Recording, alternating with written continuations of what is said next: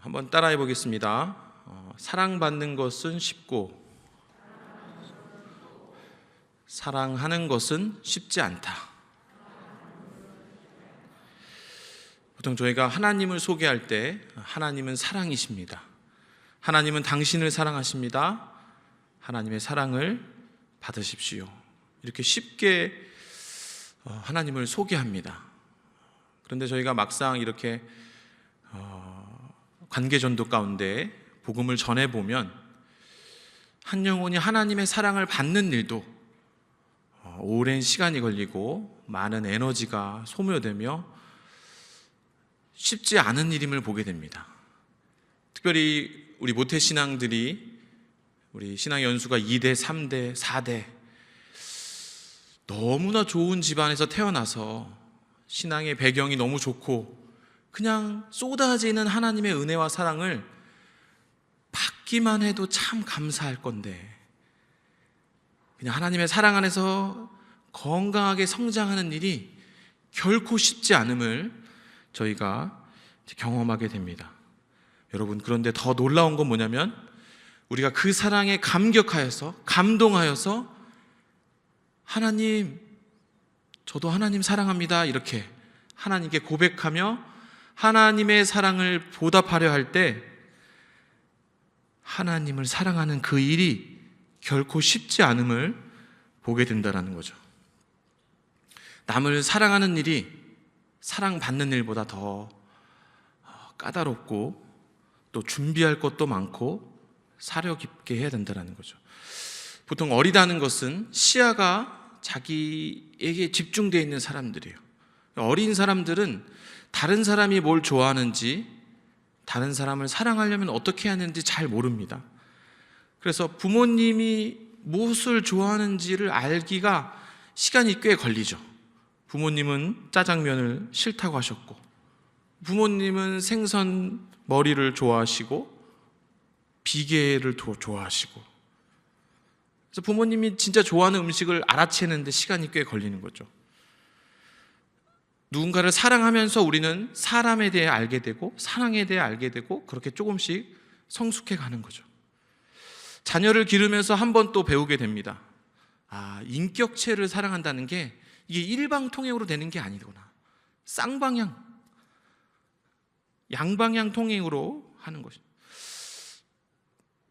무언가를 사랑하는 것과 누군가를 사랑하는 건 좀 다르다는 거죠.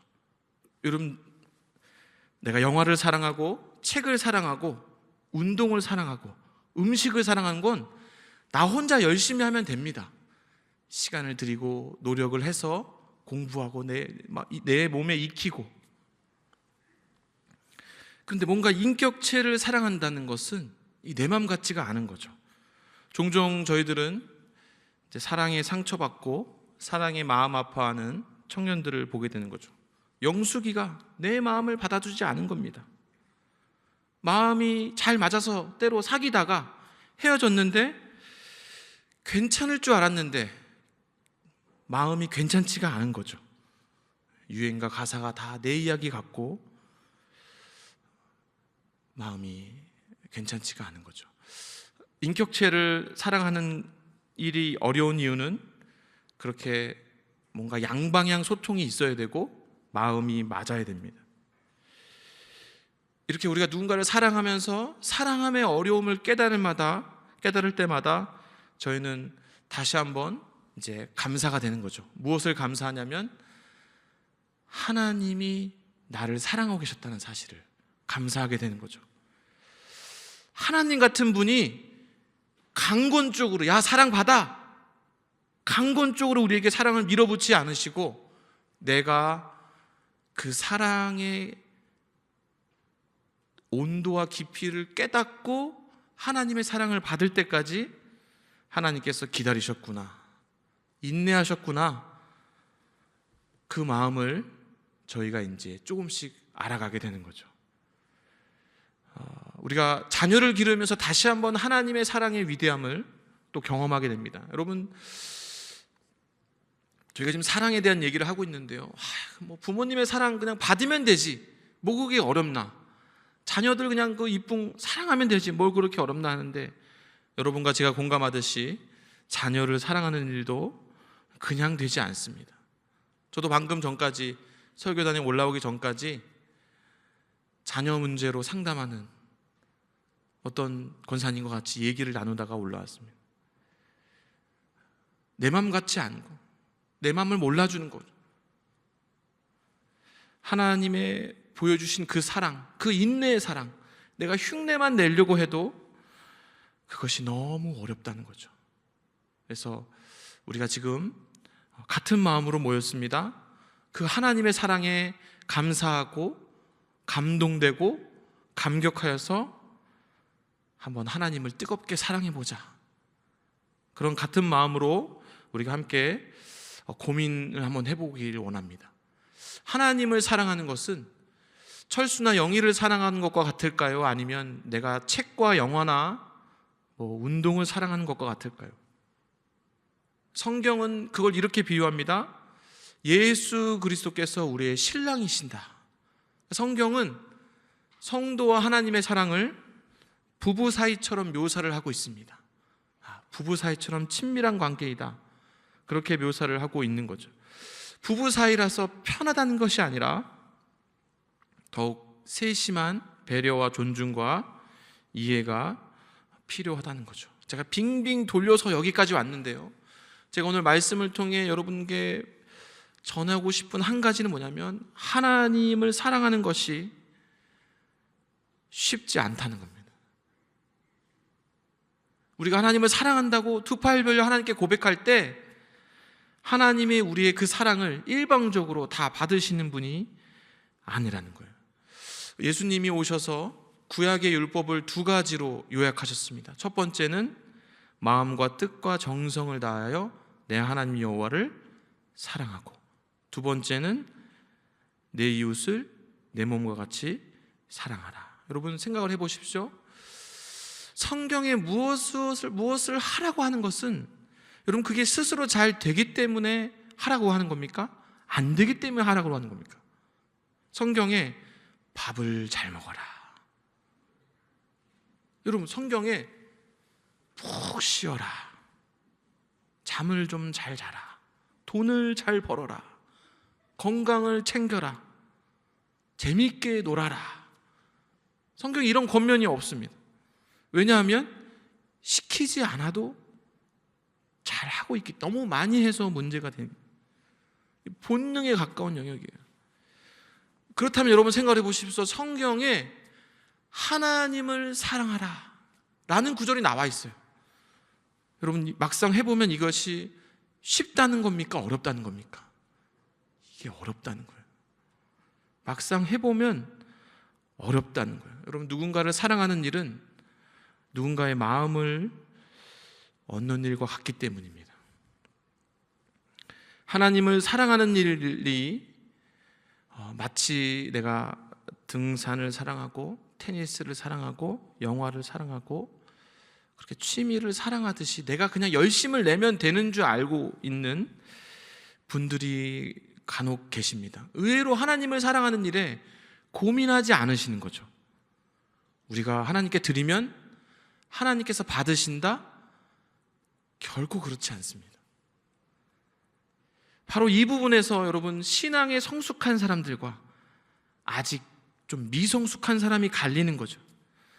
하나님을 사랑하는 부분에서 고수와 하수가 갈라지는 겁니다. 성경에 나와 있는 하나님의 존재와 인격과 성품을 망각한 채 하나님을 사랑하는 일에 있어서 자기 편의대로 사랑하려는 분들이 있습니다. 성경에는 그런 사람들이 나옵니다. 가인과 아벨이 제사를 드렸습니다. 하나님께서 가인의 제물은 받지 않으셨습니다. 나답과 아비후, 여러분 아론의 첫째 둘째 아들입니다. 나답과 아비후가 하나님께 제사를 드렸습니다. 그들은 하나님께서 명하지 않은 다른 불로 제사를 드렸고 그들의 제물은 받지 않으시고 그들은 벌을 받았습니다. 다윗이 하나님의 궤를 다윗성으로 옮기는 과정에서 소들이 뛰자 하나님의 언약궤가 땅에 떨어지려고 했을 때 그 언약궤를 손으로 받으려고 했던 우사가 있습니다. 하나님께 벌을 받았습니다. 신약시대에 오면 바리새인과 서기관들의 제사가 있습니다. 그들이 말과 행동이 다른 회칠한 무덤 같은 외식함으로 인해서 하나님께서 그들의 제사를 받지 않으셨습니다. 오늘날에도 자기 취향과 스케줄에 따라서, 형편에 따라서 교회를 옮기고 부서를 옮기고 내가 어디 부서를 봉사할지를 자기가 결정하고 내가 어떤 말씀을 들을지, 누구의 메시지를 들을지, 누구의 설교를 들을지를 자기가 선택해서 고르고 내 스케줄에 따라서 예배 시간을 정하고 내가 먼저 쓰고 남은 돈을 헌금하고 그 예배를 받으시라고 하나님께 들이미는 사람들이 있습니다. 예배는 하나님께 드리는 건데 예배의 기준을 자기 자신에게 두고 내 우선순위로 예배를 드리는 사람들이 있습니다. 오늘 본문을 통해서 하나님께서 말씀하고 계시는 거예요. 그 사랑은 받지 않겠다. 그 사랑은 다시 넣어두렴. 전 그런 의미에서 오늘 본문을 다시 보기를 원하는 겁니다. 21절입니다. 나의 계명을 지키는 자라야 나를 사랑하는 자니. 여러분, 오늘 본문에는 다른 본문에서 찾기 힘든 예수님의 취향이 담겨 있습니다. 예수님은 짜장면을 좋아하실까? 짬뽕을 좋아하실까? 여러분, 이런 굉장히 세밀한 부분은 예수님의 인격과 성품을 깊이 알 때만, 교제가 깊어질 때만 알 수 있는 거예요. 예수님은 땅수육이 아니라 탕수육이죠. 예수님은 탕수육을 부어 드실까? 찍어 드실까? 이런 굉장히 친밀한 관계 가운데 오는 그런 관계여야지만 답을 할 수 있는 그런 부분들은 예수님의 이런 이 슈퍼스타 같은 예수님의 이 취향에 관련된 분들은 여러분 친한 분들만 아는 그런 고급 정보예요. 오늘 본문이 그걸 지금 우리에게 얘기를 해주고 있는 거예요. 하나님은 이런 걸 좋아하신다.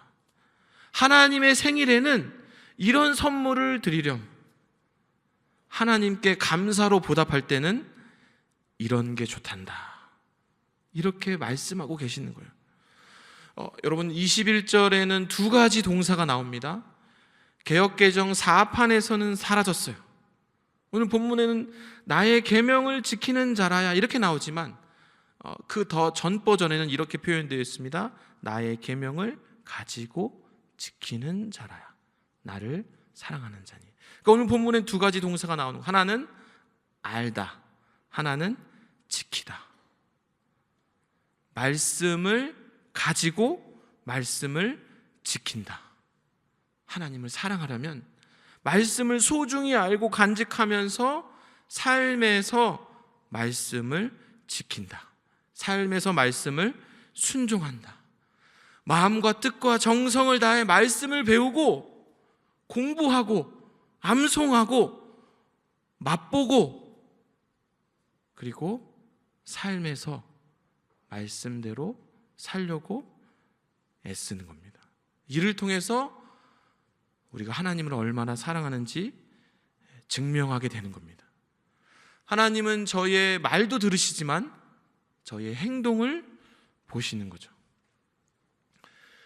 눈에 보이지 않는 하나님을 사랑하려면 계명들을 잘 알고 소중히 간직하며 여러분 눈에 보이는 삶에서 말씀에 순종해야 되는 겁니다.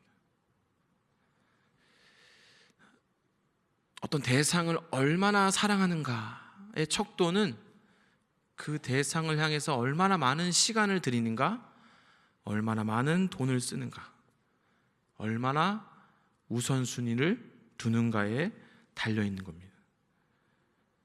여러분, 말씀을 잘 알기 위해서, 말씀을 묵상하기 위해서 얼마나 많은 시간과 돈을 사용하고 계십니까?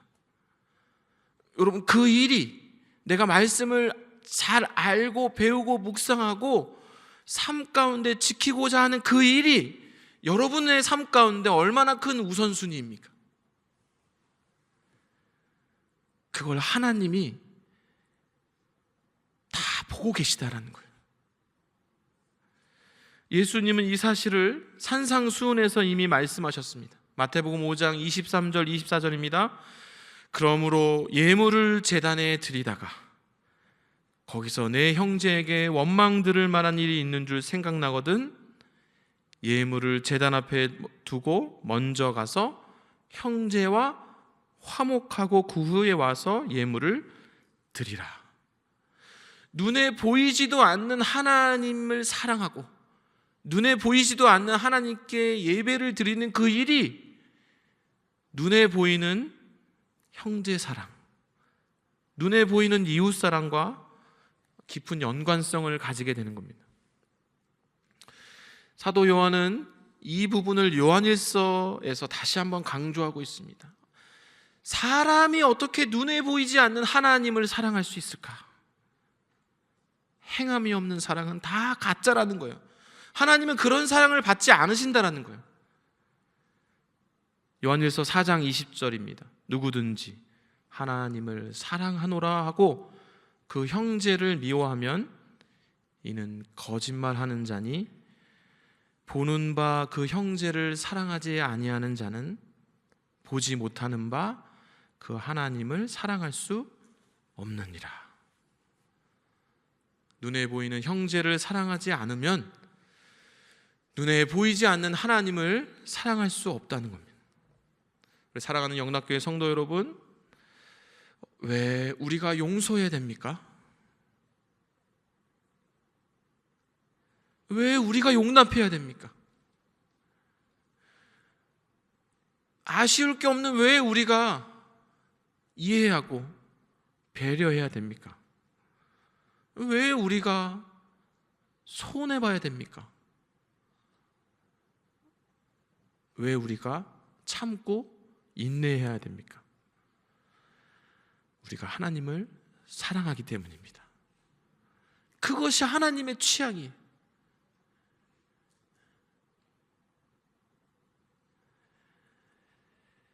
하나님의 자녀들이 말씀을 가지고 배우고 묵상하고 그 의미가 어떤지를 더 알려고 하고 그리고 배운 개념들을 깨달은 진리들을 삶 가운데 하나씩 하나씩 적용해만 사는 것을 하나님이 좋아하신다라는 거예요. 더 나누고 더 도와주고 더 섬겨야 하는 이유는 우리가 하나님을 사랑하기 때문입니다. 여러분 아멘이십니까? 다시 본론으로 돌아와서 나의 계명을 가지고 지키는 자라야 나를 사랑하는 자니 나를 사랑하는 자는 내 아버지께 사랑을 받을 것이요. 하나님을 사랑하는 사람들에게 특별한 은혜가 있다고 말씀하고 계십니다. 여러분 이 사랑은 제가 서두에 말씀드린 하나님은 사랑이십니다. 우리 하나님을 소개할 때 하나님은 당신을 사랑하십니다 라고 말씀하고 소개하는 보편적인 은혜가 아닙니다. 나의 계명을 가지고 지키는 자라야 나를 사랑하는 자니 나를 사랑하는 자는 내 아버지께 사랑을 받을 것이요. 여러분 우리가 함께 오늘 묵상하고 있는 이 요한복음 14장 21절은 조건이 걸려있는 약속의 말씀이기도 합니다. 약속의 말씀. 내가 이렇게 하면 너희가 이렇게 하면 내가 이렇게 해주겠다. 이제 드디어 쌍방향 소통이 일어나는 겁니다. 우리가 하나님을 사랑하는데 하나님을 말씀을 지키고 말씀을 배우고 공부하고 묵상하고 그리고 삶 가운데 말씀대로 살려고 애쓰는 방식으로 하나님을 사랑하고자 할 때 내 방식이 아니라 하나님께서 난 이런 사람이야, 난 이런 존재야, 나를 사랑하려면 이렇게 해야 돼 라고 하나님이 우리에게 알려주신 그 방식으로 우리가 하나님을 사랑하고자 할 때 드디어 쌍방향 소통이 일어나는 겁니다. 내 아버지께 사랑을 받을 것이요. 다시 본문으로 돌아옵니다. 나를 사랑하는 자는 내 아버지께 사랑을 받을 것이요 나도 그를 사랑하여 그에게 나를 나타내리라. 여기서 나는 예수님입니다. 하나님 아버지께도 사랑을 받고 예수님께도 사랑을 받는 너무나 행복한 순간입니다. 특별히 마지막 부분에 그에게 나를 나타내리라. 저는 처음에 나타내신다고 그래서 사도 바울처럼 언젠가 한번 보여주시나, 그냥 이렇게 짠 나타나셔서 언젠가 한번 정말 보고 싶지 않습니까? 사도 바울처럼 후리마 하면서 딱 이렇게 짜자잔, 그런 뜻인 줄 알았다가 나타내리라. 그러면 내 앞에서 나를 보여주신다는 게 아니라 후광이죠. 후광. 뒤에서 이렇게 계시는 건가? 광채가 막 나면서 이렇게 버스 전용 차선에 막 갈라지듯이 이렇게 인생의 탄탄대로가 펼쳐지는 거죠. 왜냐하면 예수님이 내 뒤에 계시기 때문에 이렇게 후광이 막 나면서. 아니면은 예수님의 성품을 담게 해주신다는 건가? 아니면 우리의 말과 행동 가운데 그 사랑을 받는 분들, 예수님께서 나타내신다고 하셨던 그 약속의 성취를 경험한 사람들에게 예수 그리스도의 향기가 드러나는 건가? 다 그럴 것이라고 생각하고 지금도 그렇게 믿고 있습니다. 근데 말씀을 준비하면서 좀 더 알아보니까 그 말씀도 다 맞는데, 여러분, 문자적인 1차적인 의미는 보여주신다라는 거죠. 알려주신다라는 거고 계시하신다라는 거예요. 여러분, 이걸 다시 종합해 보면 우리가 영적인 깨달음이 있는데, 이 영적인 깨달음은 내가 공부해서 캐내는 게 아니라 하나님이 보여주셔야지만 알게 되는 거예요. 그런데 그 노력에는 한계가 있죠. 하나님이 열어주셔야만 보여주신다. 그런데 놀라운 사실은 하나님을 사랑하는 마음으로 말씀을 연구하고 배우고 그 말씀의 뜻이 어떤가 묵상하고, 그리고 그 말씀을 우리 각자의 삶의 배경과 상황이 다 다른데 성령께서 주시는 지혜로 그 말씀을 삶에 적용해서 실천하는 사람들에게만 오는 깨달음이 또 있다는 거예요.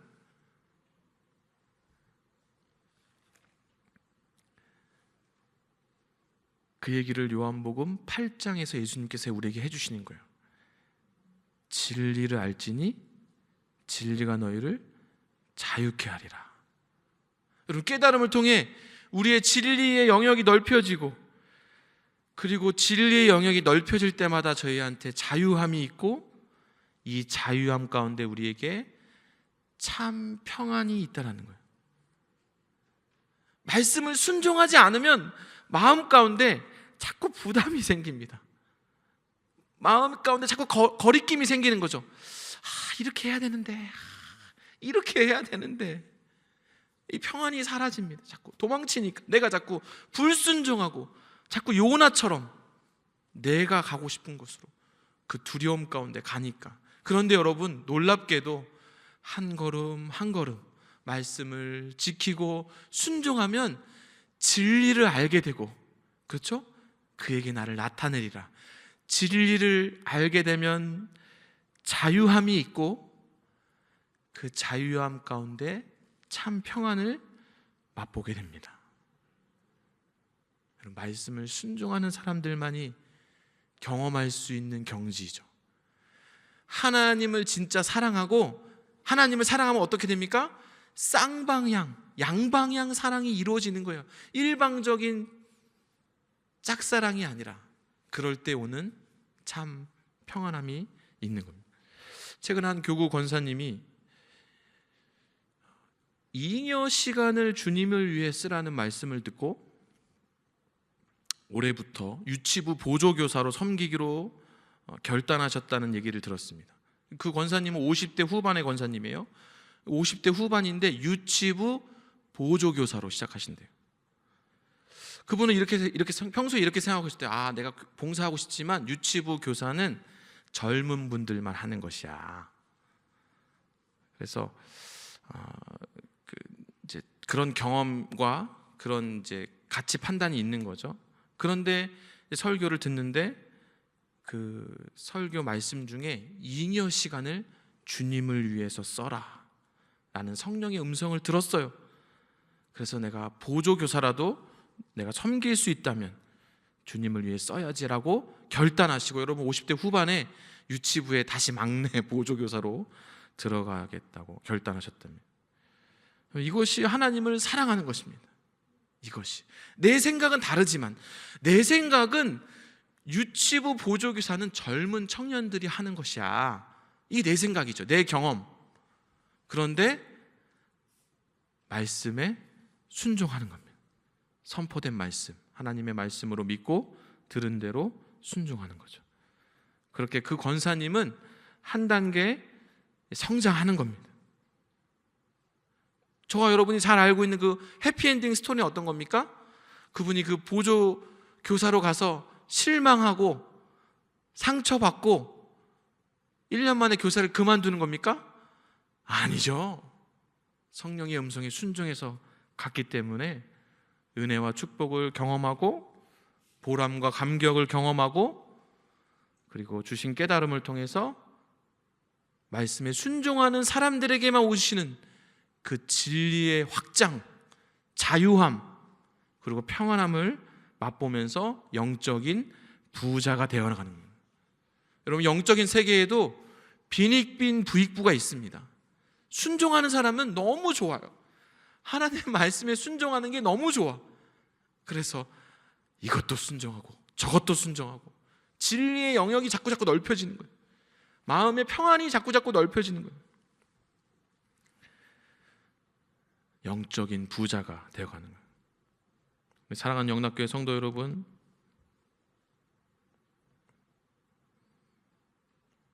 말로만 하나님을 사랑한다라고 고백하면서 자기 편한 대로 일방적으로 하나님을 사랑하시는 그런 미성숙한 분이 계시다면 이 밤에 모두 회개하시고 하나님의 자비하심을 구하시기 바랍니다. 아멘 소리가 작은데요, 하나님은 그런 사랑을 받지 않으시는 거죠. 요한복음 7장 19절입니다. 모세가 너희에게 율법을 주지 아니하였느냐? 너희 중에 율법을 지키는 자가 없도다. 여러분, 안타까운 사실이에요. 이스라엘은 율법을 독점했어요. 하나님이 모세를 통해서 율법을 줬잖아요. 그런데 예수님이 이 땅에 오셔서 그들을 향해서 이렇게 선포하시는 거예요. 너희 중에 율법을 지키는 자가 없도다. 그러니까 지금 하나님을 눈앞에 두고도 깨닫지 못하는 거예요. 이게 얼마나 어처구니 없는 일입니까? 하나님을 눈앞에 두고도 하나님께 칼을 겨누는 거예요. 요한복음 7장 17절입니다. 사람이 하나님의 뜻을 행하려 하면 이 교훈이 하늘로부터 왔는지 내가 스스로 말함인지 알리라. 여러분, 깨달음은 순종하기로 결단할 때부터 이미 시작되는 줄 여러분 믿으시기 바랍니다. 특별히 이 밤에 기도하지 않고는 견딜 수 없어서 예배당으로 모이신 기도의 용사들이 계신 줄 믿습니다. 주께서 우리가 주님을 사랑하는 줄 알고 계십니다. 그런 마음으로 말씀을 가지고 지키고 순종하는 줄 주님께서 아십니다.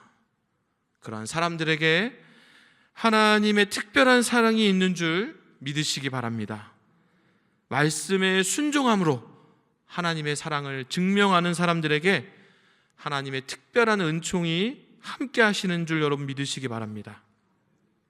예수님도 그러한 사람들을, 충성된 자녀들을 눈여겨보시고 기억하시고 세상이 알 수 없는 놀라운 진리를 깨닫게 해주실 것입니다. 그런 은혜가 오늘 이 밤에 저와 여러분 가운데 있으시기를 주님의 이름으로 축원합니다. 기도하겠습니다. 내 마음을 다하고 목숨을 다하고 뜻을 다하여 주 너의 하나님을 사랑하라. 사랑의 주님, 받은 은혜가 너무 크고 받은 사랑이 너무 커서 주님을 사랑하지 않고는 견딜 수 없습니다. 주님, 이 밤에 마음을 다하고 목숨을 다하고 뜻을 다하여 주님을 사랑하겠다고 다시 한번 고백하오니 저희의 사랑을 받아 주시옵소서.